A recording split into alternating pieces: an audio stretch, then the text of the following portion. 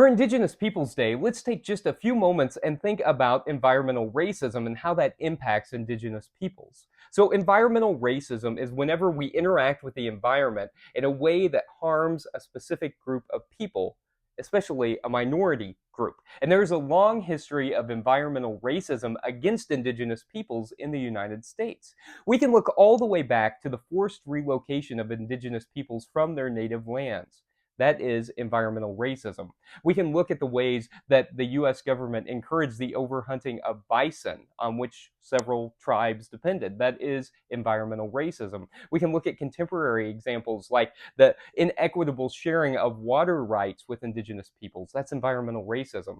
Or the stealing of sacred land for an access pipeline. That is environmental racism. We can look at the ways that the US government still favors Indigenous lands as their favorite toxic waste dump sites. That is environmental racism.